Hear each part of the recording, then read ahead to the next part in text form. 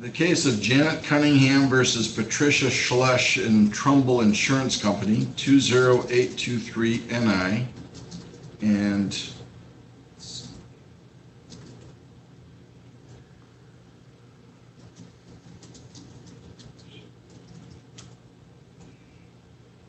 so Mr.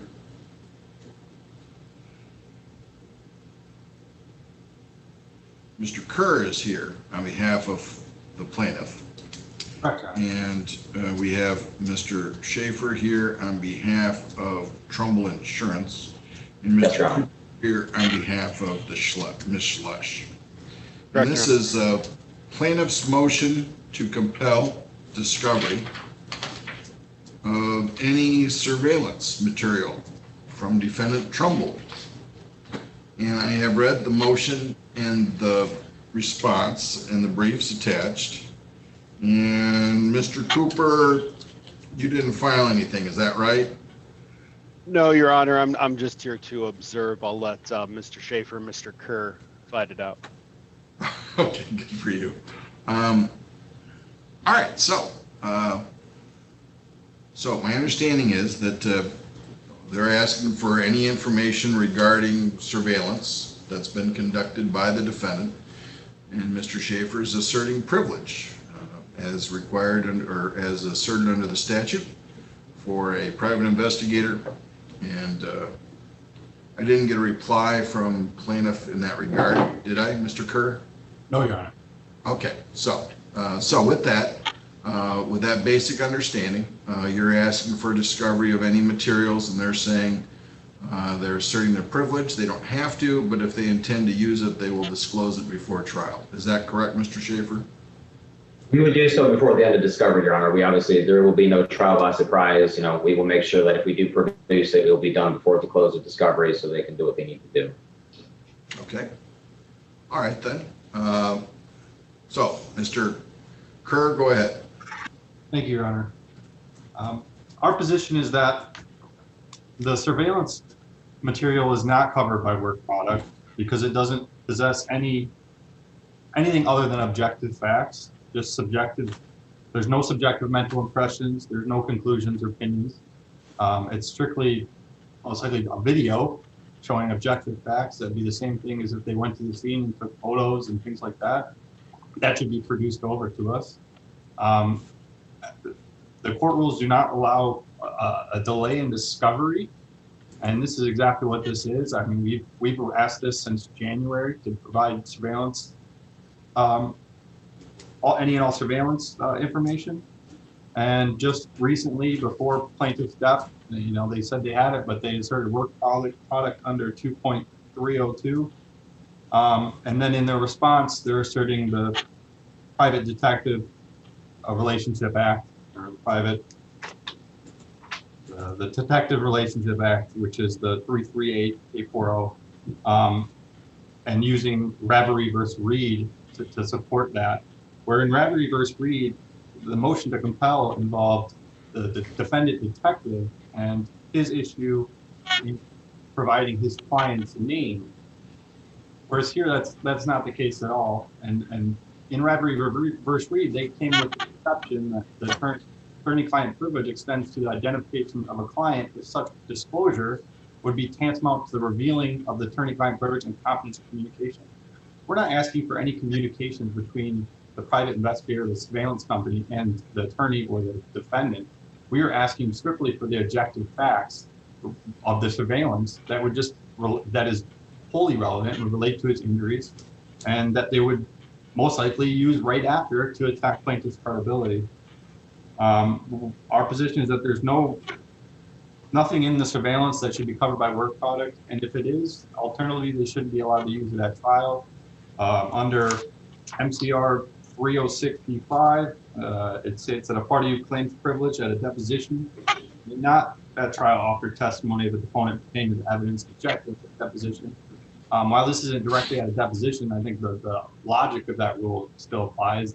They're objecting to it before the deposition. They won't give it until the deposition's over, and then they're going to go around and use it at trial. And I think that's just skirting the work product rule, and that should not be allowed, Your Honor. So with that, we request that this honorable court grant me this motion. right, thank you. All right, so then, Mr. Schaefer? I think just reading MCL 338840 subsection 2, the court or the statute says any communications, oral or written, furnished by a professional man or a client to a licensee or any information secured in connection with the assignment for a client shall be deemed privileged. So yeah, the plaintiff says that they're only asking for the materials that were essentially created by the surveillance. It's essentially what this statute protects. So the privilege is still there. And so, you know, again, Your Honor, they say that if we don't produce it, we shouldn't be able to provide it at trial. There will be no trial by surprise in this action. If we give it, it will be done so. If we don't produce it by the close of discovery, then the honor of the court can strike it because we didn't provide it when we needed to. But if we choose to provide it, it will be done so in accordance with what my client wants to do, because they are the ones who have the privilege. They're the ones that can waive it. And at that point, you know, we will do so that the plaintiff has it if we choose to. If we don't choose to, then we're not going to bring it up because we wouldn't be allowed to. But clearly, in Ravery versus Reed, you know, the court goes, the case is always entirely on point, but it does specify the specific statute that's on point. And they highlight the specific section of the statute that's on point with regard to the communications between a detective and their client, and how that and anything produced in accordance with that assignment is protected under essentially what they say is close to the attorney-client privilege. They use that as an analogy in that case. So I would just say that as of right now, Your Honor, deny the plaintiff's motion. If my client decides to waive the privilege, and we will produce it, and we will produce so before the close of discovery so that the plaintiff can do what they need to do to complete what they need to do. But I don't think we should be compelled to waive or have to waive the privilege that is afforded to us by the statute. I find it hard to believe there's no cases that have ruled on this previously. That's the only case, and that's not even on point to this. So discovery of surveillance videos has never been addressed before by the Court of Appeals. Anybody? I mean, I couldn't find one directly on point to say, just the ideas of what is, you know, work product doctrine. They assert in their interrogatories that it's work product doctrine 230T too. And I would say, Your Honor, it was a combination of we say attorney-client and work product doctrine, and as this case cites, is that this privilege of MCL 3388.840 is essentially tantamount to the attorney-client privilege. Okay. So my impression is that what you want to do is take her deposition and see what she says, and then confront her with any surveillance materials at that point.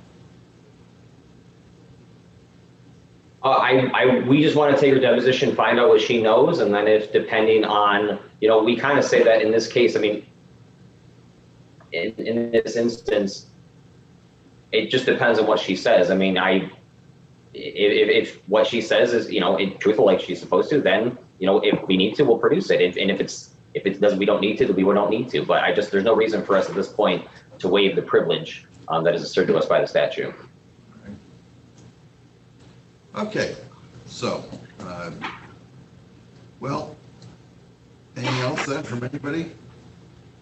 Just to that last section of 338804, that any communication, oral or written, and it should be protected. But if it's just a surveillance video and it's just objective of the plaintiff walking around or doing activities, whatever she's doing in that daily for that video, there's nothing oral. It's just a recording. And there's no way for plaintiff to get that exact recording of that date. Well, you forgot the last part of that sentence, which says, or any information secured in connection with an assignment.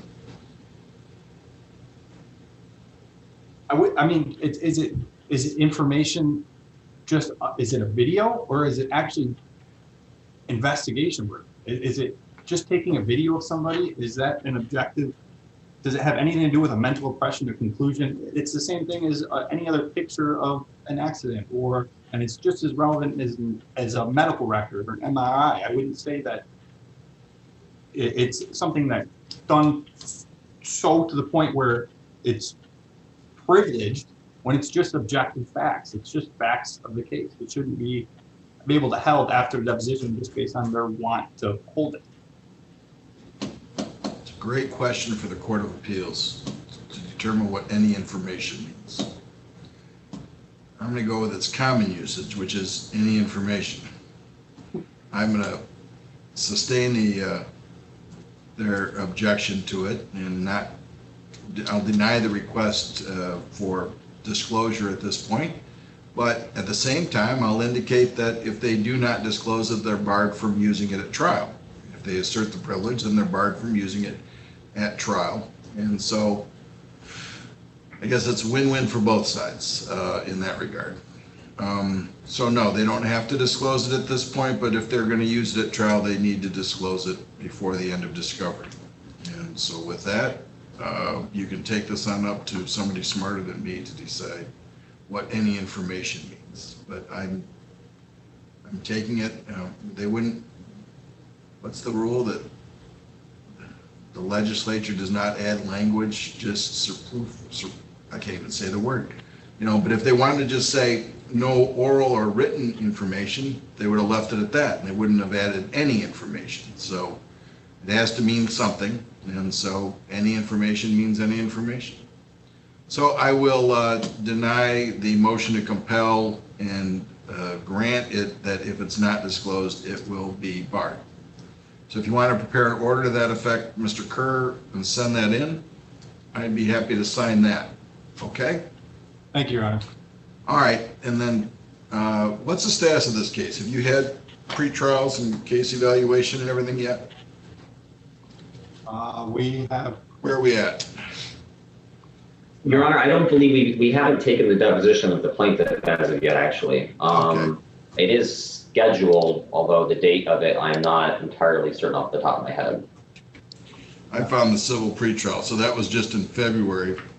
So your discovery is still ongoing, and Yeah, I believe plaintiff's step is on the 14th of June, and then defendant's step is the 15th. yeah, case eval set for August with settlement conference in October and trial in October. All right, good. All right, give me that order and I'll sign it. Thank you very much. Thank you. Thank you, Your Honor. Thank you, Your Honor. Bye.